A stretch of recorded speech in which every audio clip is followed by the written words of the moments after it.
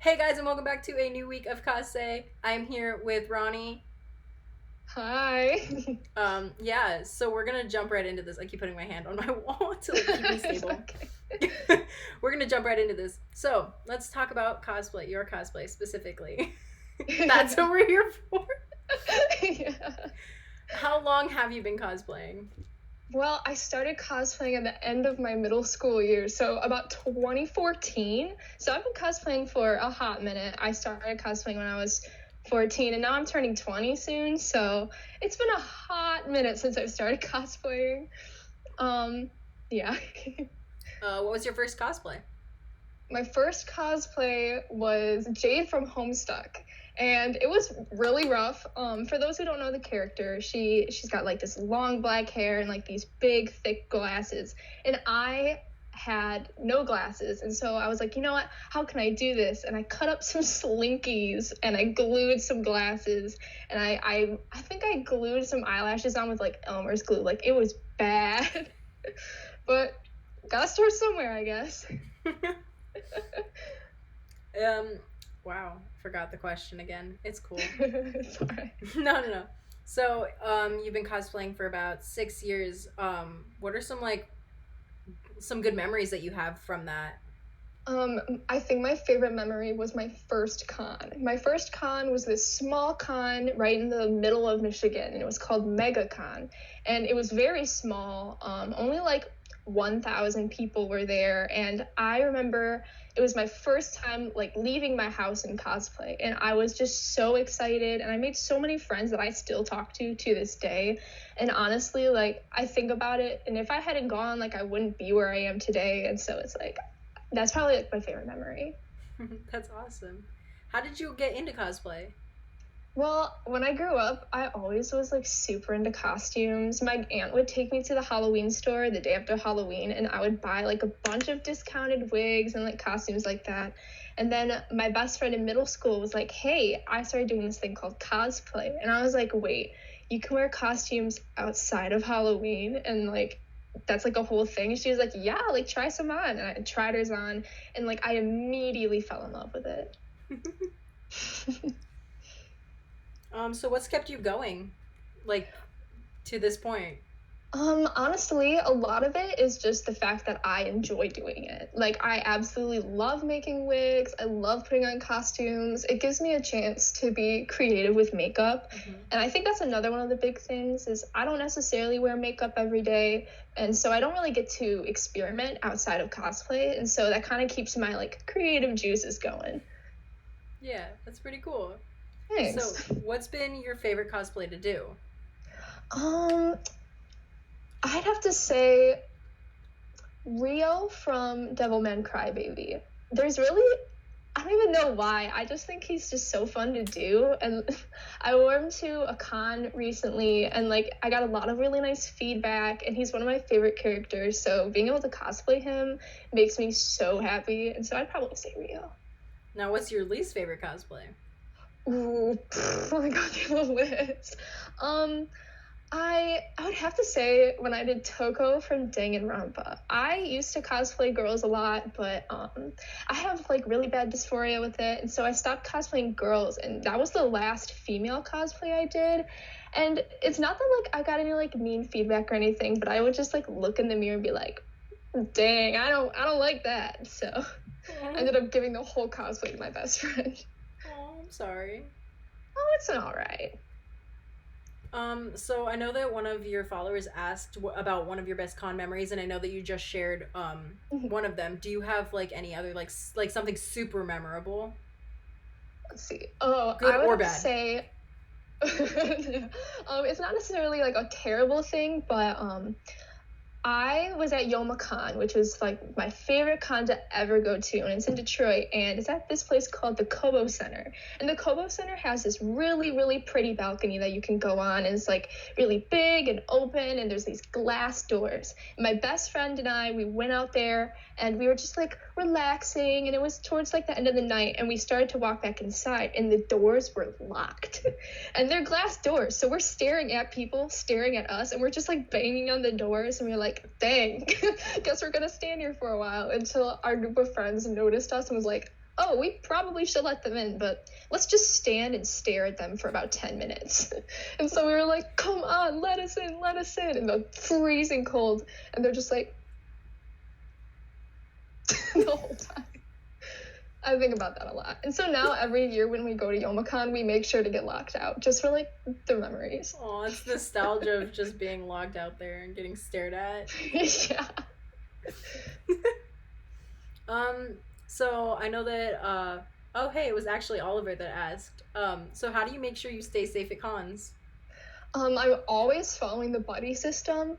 And one thing that I always make sure to do is I'm really confident with talking to people when it comes to anyone who's invading my privacy or my space. And so if I ever see like someone towards my friends like being really weird or being weird towards me, I'm always like, hey, what are you doing? And I make sure to like call them out. And so not only does it like keep me safe, but I try to make sure my friends are just as safe as I am. Mm-hmm. And so definitely like reporting anything that's like freakish that you see, and like definitely like standing up for yourself if someone's making yourself uncomfortable. Like stand up or like remove yourself from the situation. Yeah. Have you ever had something negative happen at a con, like that you've had to use that before? Yeah, recently the last con I went to was Youmacon, and I was in 9S and my girlfriend at the time was in 2B, and we noticed some guy was squatting down and trying to take upskirt pictures of my girlfriend at the time. And her and I like noticed, and we chased that guy down. Like we followed him trying to get his attention, and like we were like, you show us the photos right now. And like we watched him delete them, and then we like reported him, and it was just so weird and bizarre. That is pretty weird. Wow, I actually hear a lot of those. No, sorry. My brain's gonna keep blanking out. I'm just really bad. No problem. But like I hear a lot of those stories, and I know that that's like one of the negative aspects. So on the opposite side of the spectrum, what's a more positive like thing about the whole cosplay community that you see? Because I know there's a lot of like sexualization, but like on the positive side. Mm-hmm. Definitely just the fact that it's such a welcoming community. Like no matter like who you are, you can cosplay. No matter what your body size is, your race is, your sexuality, your gender, like you can cosplay and do whatever you want with it. And I think that's probably like one of my favorite aspects, because I am transgender and like I'm female to male, and I always thought that like I wouldn't be allowed to wear makeup, or like I wouldn't be allowed to like embrace some of the feminine sides of me. But through cosplay, like I've learned to like accept myself for who I am, and I'm sure a lot of other people feel the same way. And so I think that's definitely like a wonderful part of it. That's really awesome. I'm glad that that's something that cosplay has done for you. Do you have anybody that inspires you? I'd say the cosplayer Simon's Aliens. Now, he is a wonderful makeup artist, and I, like, throughout my cosplay journey, I didn't really wear a lot of makeup for a lot of my male cosplays, because, like I said, I didn't realize that you could embrace, like, the colorful parts. Yeah. And he gets so creative with his makeup looks, and anytime I see it, I'm like, oh my god, like, wow, like a new thing for me. And so I've definitely been like experimenting with my makeup with all my cosplays because of him, and like hats off. On that same note, who's your favorite cosplayer? I don't even know if I could pick, you know, because I love so many different cosplayers for so many different reasons. Honestly, recently, aside from like Simon, I'd have to say my friend Coda. Now her username is cos.plays, and she is just so creative, and she's definitely gotten me like a lot more comfortable in my skin, and like her TikTok is like phenomenal. And she's been like showing me different ways to like make videos, and like, hey, you should try like doing this fun stuff to your pictures. And I'm like, oh my god, like this is awesome. And so I'm like her biggest fan. Honestly.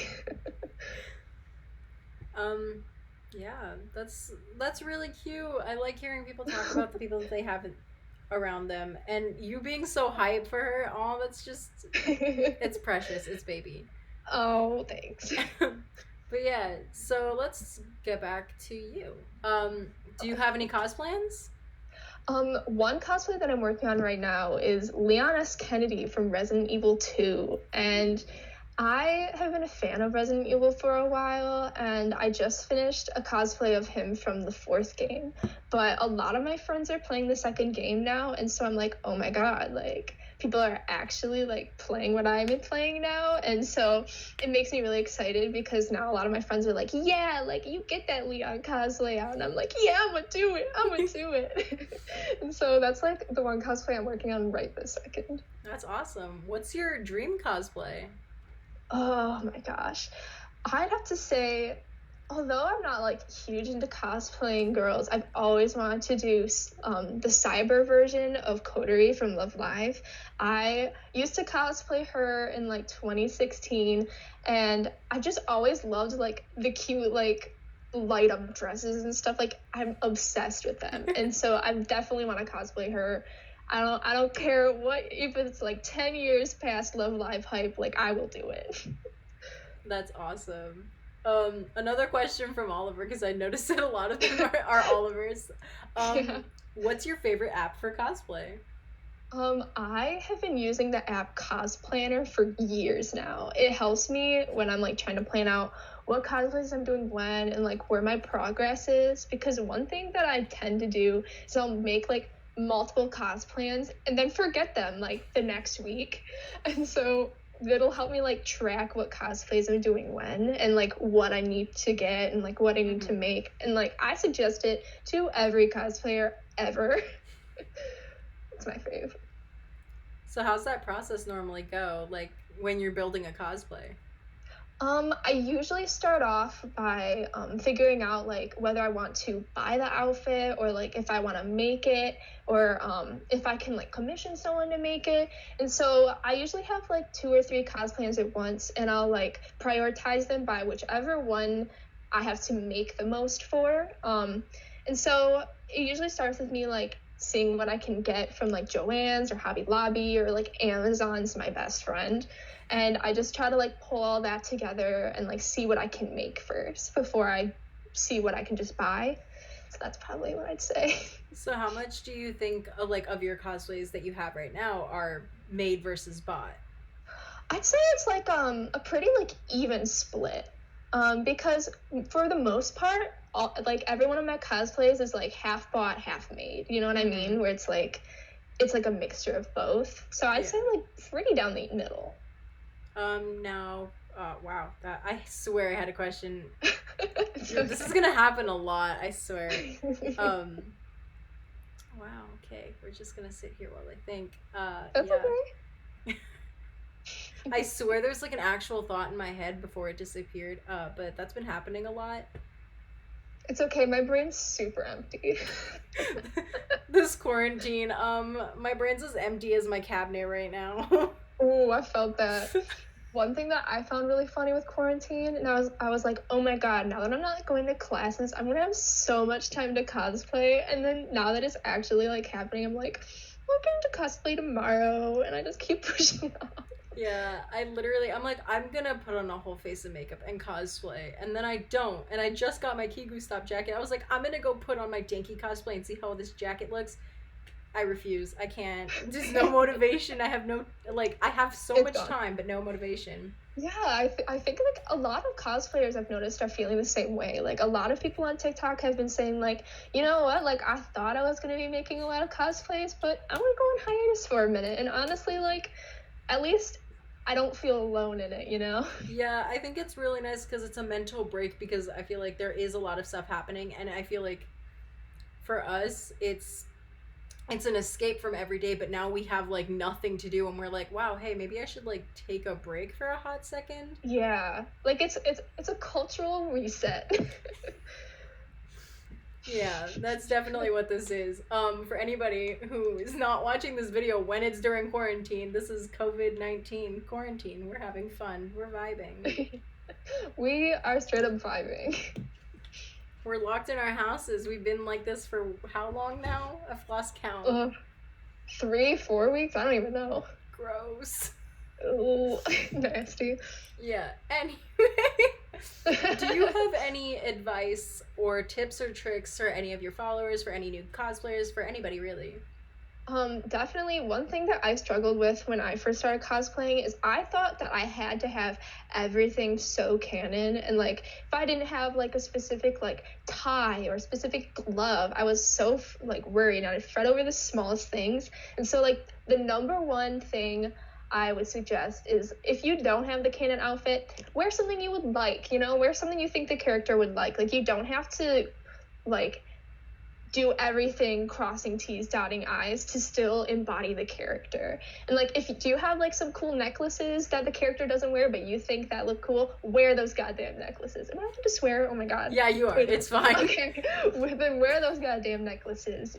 Like honestly, like get creative. Make your cosplay your own. Like don't let anyone tell you that you can't like wear something that's super fun for a character.